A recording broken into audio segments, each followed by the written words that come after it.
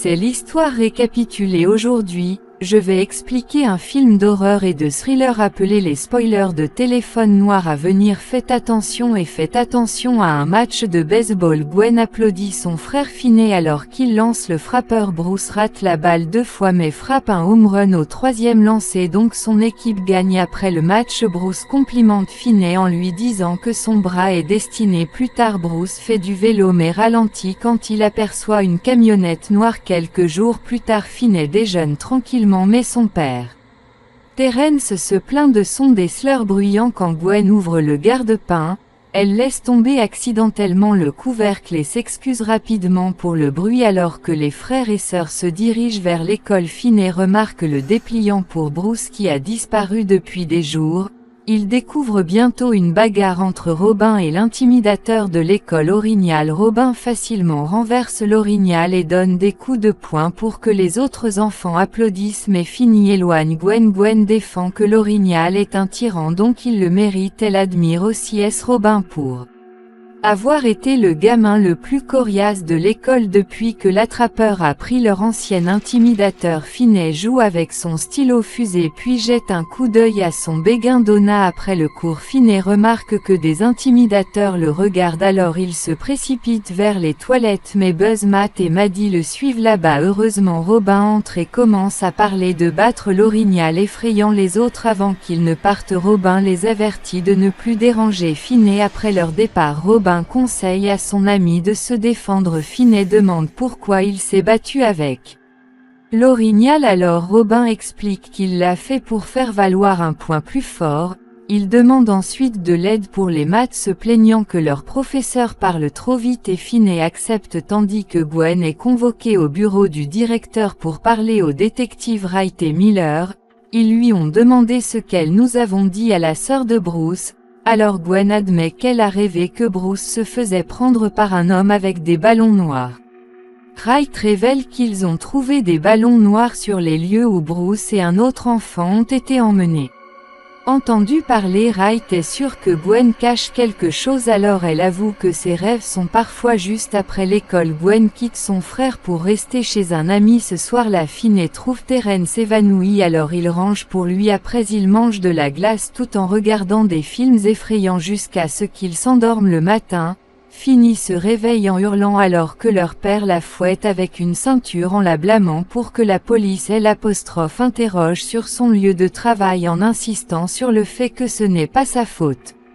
La fille menace de laisser tomber sa bouteille d'alcool s'il la frappe à nouveau. Terence prévient que si elle le fait, il la frappera 2 fois plus fort encore. Gwen laisse tomber la bouteille en la cassant et renversant son contenu, alors Terence la frappe à nouveau. Gwen pleure alors que son père lui rappelle qu'elle n'est pas sa mère qui voit des choses qui ne sont pas là. Il insiste sur le fait que ses rêves ne sont que des rêves et la fille effrayée est forcée d'accepter. Bientôt, Finney rejoint sa sœur sanglotante pour la réconforter. Pendant ce temps, Robin se dirige vers un magasin quand il voit un homme sortir d'une camionnette noire. Ce soir-là, les nouvelles de la disparition de Robin se sont propagées. Gwen exprime sa sympathie pour son frère qui s'inquiète pour son ami. Il demande si elle peut regarder dans ses rêves pour Robin, mais elle lui rappelle qu'elle ne peut pas les contrôler encore. Gwen prie Jésus dans sa chambre pour lui donner un indice pour trouver Robin. Quand son père allume les lumières du couloir, Gwen va rapidement au groupe avant de partir. Il lui dit qu'il l'aime et Gwen le dit quelques jours plus tard avec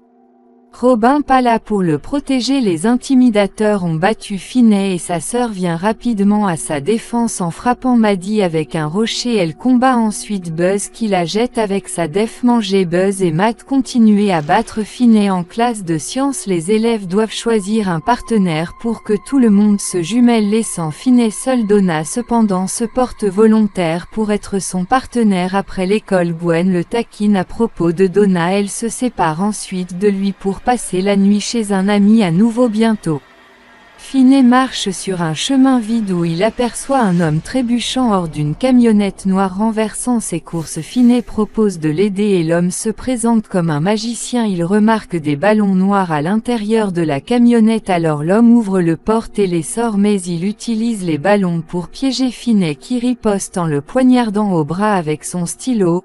l'homme pulvérise quelque chose dans la bouche de Finney et le traîne à l'intérieur de la camionnette. Quand Finney reprend conscience, l'homme le jette sur un matelas dans une pièce indéfinissable. Le voleur se plaint de son bras blessé mais assure à L'(enfant qu'il ne lui fera plus de mal. Tout à coup un téléphone sonne au loin. SO l'attrapeur promet de tout expliquer à son retour. Dès que l'attrapeur ferme la porte, Finney essaie de L'(ouvrir mais elle est verrouillée. Il explore ensuite la pièce en trouvant une autre section avec des toilettes. Remontant au matelas, il remarque un téléphone noir sur le mur mais c'est déconnecté. Bientôt Terrence appelle Gwen de la maison de son ami pour lui demander où est Finney. Immédiatement Gwen se précipite sachant que son frère a été emmené là. Police est bientôt alertée de sa disparition et Gwen prie pour que son frère revienne. Finney se réveille lorsque le téléphone sonne, alors il le vérifie mais L'(attrapeur lui dit que ça ne marche pas. Il promet de ramener Finney à la maison bientôt mais il doit faire face à quelque chose en pensant qu'il est sur le point de se faire prendre. Le garçon promet de ne rien dire à la police si l'attrapeur le libère. L'attrapeur rit juste en disant qu'il ne s'agit pas de la police. Finney puis pense que quelqu'un d'autre est dans la maison, alors il menace de crier. Le voleur lui dit qu'il n'entendra pas est fini quand la porte est fermée, ce qui fait que l'enfant se demande qui il est. Après le départ de l'attrapeur, Finney commence à crier bien que la pièce soit insonorisée. Il essaie d'atteindre la fenêtre mais elle est trop haute. Tout à coup le téléphone sonne, alors il le décroche mais n'entend personne. Plus tard, comme il dort, il entend un grincement du téléphone. Il sursaute quand il se rend compte que l'attrapeur le regarde. Finney demande de la nourriture mais l'homme dit qu'il ne peut pas lui donner de nourriture, mais le garçon demande pourquoi il est là, alors l'attrapeur admet qu'il voulait pour le regarder. Bientôt Finney se réveille au téléphone qui sonne à nouveau. Il répond et la voix d'un garçon L' appelle par son nom. Paniqué, Finney raccroche et recule mais le téléphone sonne à nouveau. Il répond et la voix lui dit de ne pas raccrocher. Le garçon lui dit qu'il ne se souvient pas de son nom parce que c'est la première chose qu'il perd quand il meurt, mais ils se sont déjà rencontrés et le bras de Finney signifiait que cela fait réaliser à Finney que le garçon est Bruce. Finney demande si le téléphone a sonné pour lui, alors Bruce dit que c'est le cas pour chacun d'eux, mais seul Finney l'a entendu. L'attrapeur entend également le téléphone, mais il ne le croit pas. Avant de voir Finney crier à l'intérieur d'une maison, elle part au milieu de la nuit pour chercher la maison tandis que Finney trouve la tuile lâche et commence à creuser. Quand il est fatigué, il jette la terre dans les toilettes et couvre le trou avec un tapis. Le lendemain, le jour où l'attrapeur apporte le petit déjeuner à Finney mais ne verrouille pas la porte quand il part avant qu'il ne puisse sortir, le téléphone sonne et une nouvelle voix l'avertit que c'est un piège. Le fantôme de Billy apparaît à côté de lui bien que Finney ne le voit pas. Billy l'avertit l'attrapeur L' attend à l'étage pour le punir d'avoir tenté de s'échapper. Il raconte qu'ils ont tous subi le même sort avant de mettre fin à l'appel. Malgré ce, Finney monte prudemment à l'étage mais sans L' attrapeur attendre et FOR lui à la place.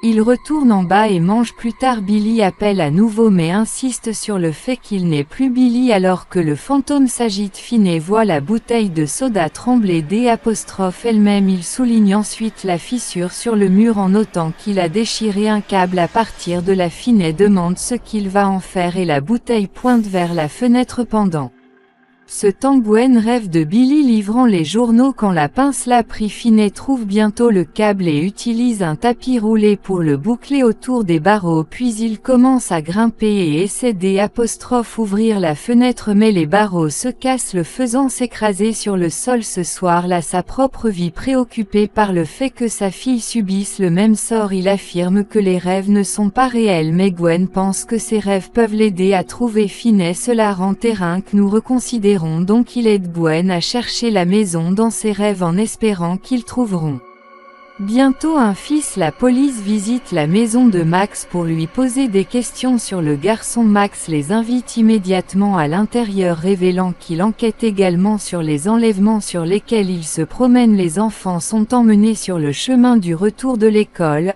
à l'exception de Robin qui a été emmené un samedi après-midi. Max a insisté sur le fait que le ravisseur avait une maison dans le garage afin qu'il puisse sortir les enfants de sa voiture sans les voir, avec cette pensée qu'il souligne la zone générale où il croit que le ravisseur vit. Miller et Wright ne sont pas intéressés par ces affirmations et L' interroge simplement. Alors Max révèle qu'il est nouveau en ville et reste dans la maison de son frère alors qu'il quitte. Miller conseille à Max de ranger avant que son frère ne revienne en soulignant les substances sur la table basse alors que Max renifle le finet en poudre est toujours piégé dans le sous-sol juste en dessous de lui. Bientôt le grabbeur arrive avec de la nourriture et demande son nom en expliquant qu'il nous lit habituellement les noms des garçons dans les journaux. Mais les choses ne vont pas bien cette fois quand Finney donne un faux nom. L'homme laisse tomber la nourriture et lui lance un journal révélant qu'il connaît déjà son nom. Le voleur prétend qu'il aurait laissé partir Finney avant de sortir en laissant la porte déverrouillée à nouveau avant que Finney ne puisse rouvrir la porte. Le téléphone sonne mais personne ne parle à l'étage. L'attrapeur se bat pour rester éveillé en attendant Finney à la place. Le garçon rassemble la nourriture renversée pour manger puis s'endort. Plus tard il se réveille au son de L' égouttement alors il vérifie autour de lui seulement pour trouver un cadavre suspendu dans les airs avec du sang dégoulinant sur le sol. Le corps pointe ensuite vers le téléphone afin que Finney le décroche. Une nouvelle voix avertit Finney que L' attrapeur a cessé de dormir depuis. Il pense que son frère pourrait le comprendre. Finney reconnaît la voix comme une autre victime. Griffin déplore qu'il était invisible quand il était vivant alors tout le monde connaissait son nom après sa mort. Finney demande pourquoi le grabbeur ne l'a pas tué alors Griffin révèle que c'est parce qu'il n'a pas joué au jeu empêchant l'homme de le battre et passe à la partie suivante. Griffin révèle que le grabbeur vient de s'endormir en ajoutant qu'il utilise son vieux cadenas de vélo pour la contreporte. Il ne se souvient pas de la combinaison mais il l'a gravée sur le mur. Vinny cherche les chiffres sur le mur et rassemble le courage de sortir tranquillement. Il monte à l'étage et trouve le grappin endormi dans la cuisine. Il se faufile devant lui et trouve la serrure. Après quelques essais, il obtient la bonne combinaison mais un chien commence à aboyer en se réveillant. Le grappin Finney court dehors bien l'homme monte dans sa camionnette pour le poursuivre. Le grappin lui bloque le chemin et le plaque au sol. Voyant des voisins allumer les lumières de leur Porsche, il menace de L' étriper s'il fait un autre son. Ils attendent en silence jusqu'à ce que les voisins éteignent les lumières de leur Porsche pour que l'attrapeur assomme le garçon. Un dé le jette sur le matelas. Le lendemain Gwen se réveille et demande à Jésus pourquoi il ne lui a pas donné de rêve la nuit dernière. Cela lui fait reconsidérer que son père avait raison à propos de ses rêves. Finney se réveille au téléphone qui sonne mais quand il répond à une nouvelle voix lui parle. Il reconnaît la voix comme Vance. Le fantôme de Bully Vance de l'école précédente apparaît derrière lui l'avertissant qu'aujourd'hui est le jour qu'il redoute. En même temps Gwen rêve que Dave Vance a été arrêté pour avoir battu 2 enfants au magasin mais elle entend également sa conversation avec Finney sur le téléphone noir. La voiture de police transportant une camionnette s'arrête devant une maison et Gwen voit le numéro de la maison avant de se réveiller dans la chambre. Vance dit à Finney que la salle de stockage est de l'autre côté d'un mur mais il y a un congélateur qui le bloque. Il demande à Finney de casser le mur, de retirer le panneau pour entrer dans le congélateur, puis de sortir dans la salle de stockage. Finney le remercie de l'avoir aidé, mais le fantôme de Vance yelle qu'il s'agit de vengeance. Sa colère résonne dans la pièce en brisant une bouteille juste à côté de Finney. Une fois que les choses se sont calmées, Finney fait ce que Vance lui a demandé tout au long de la journée. Il brise le mur jusqu'à ce qu'il trouve le panneau à l'arrière du congélateur après L' avoir retiré les têtes de Finney à l'intérieur mais ne peut pas ouvrir la porte car elle est verrouillée de l'extérieur. Finney fatigué finit par tomber en panne jusqu'à ce que le téléphone sonne à nouveau à L'. Autre bout et Robin qui refuse de le laisser souffrir. Le même Robin faible. L' appelle un combattant car il se relève toujours après avoir pris un coup de poing. Il commence à apprendre à Finney comment lancer un coup de poing et lui dit de remplir le récepteur de terre pour L' utilisé comme une arme. Il révèle que c'est le dernier appel alors il exhorte Finney à utiliser ce qu'il lui donne pour échapper au Depuis dit au revoir avant que Finney ne raccroche car Robin a suggéré que Finney remplisse le récepteur de terre et crée un fil piège à l'aide du câble pendant que Gwen fouille à nouveau les maisons lorsqu'elle voit les fantômes du V de L' attrapeur les victimes. Cela la fait tomber du vélo mais elle voit qu'elle a arrêté la maison qu'elle cherchait immédiatement. Elle rentre chez elle et appelle les détectives Wright et le meunier sort tandis que Max remarque comment la maison de son frère est dans la zone où il a pensé que le grabeur pourrait bientôt. Finney entend des craquements du téléphone et voit le récepteur bouger puis les lumières s'allument alors Finney attrape le récepteur prêt à trouver à la place. Max entre abasourdi que son frère ait été l'attrapeur tout au long de l'horreur de Tiffany. L'attrapeur revient et balance une hache sur son frère tête. Enfin les détectives arrivent à la maison trouvant Gwen attendant dehors alors que les détectives vont enquêter. Le voleur confronte Finney en le blâmant pour la mort de son frère. Après avoir récupéré la hache, le voleur appelle son chien qui grogne contre le garçon. Pendant ce temps la police fait irruption dans la maison seulement pour le trouver vide. L' attrapeur place la laisse de son chien près de la porte puis balance la hache à Finney. Le garçon esquive et saute vers le chemin des toilettes quand l'attrapeur le poursuit. Il tire le câble le faisant trébucher dans la fosse qu'il a déterrée. Le pied de l'attrapeur se casse sur les barreaux de la fenêtre en bas le coinçant. Finney le frappe avec le téléphone mais l'homme l'attrape et le met dans une prise d'étranglement tout en ripostant. Le garçon enlève le masque de l'attrapeur le faisant paniquer. Cela permet à Finney de L' étrangler avec le cordon du téléphone. Tout à coup le téléphone sonne alors Finney met le récepteur sur l'oreille de l'attrapeur. À partir de là il entend ses victimes se moquer de lui jusqu'à Finney se casse le cou. Enfin Finney utilise la viande du congélateur cassé pour distraire le chien lui permettant de monter les escaliers. En même temps un officier remarque une porte de sous-sol cachée dans l'autre maison à L' intérieur. Il découvre où le voleur enterre les victimes pendant que Finney marche hors de la maison et Gwen le repère rapidement de l'autre côté de la rue. Elle le serre dans ses bras juste avant que la police ne court vers lui. Bientôt Terence les trouve et serre son fils dans ses bras. Ses enfants pour le pardon de la façon dont il les a traités et les frères et sœurs sont rassurés d'être à nouveau réunis ce soir-là. Wright rapporte comment le voleur possédait les deux maisons en face L' une de l'autre.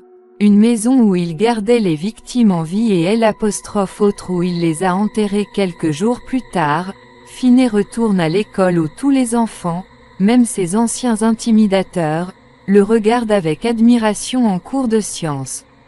Il est assis à côté de Donna, se sentant plus confiant que jamais. Abonnez-vous pour regarder plus de vidéos comme celle-ci. Activez les notifications et laissez un comme ça vraiment aide la chaîne. Merci d'avoir regardé.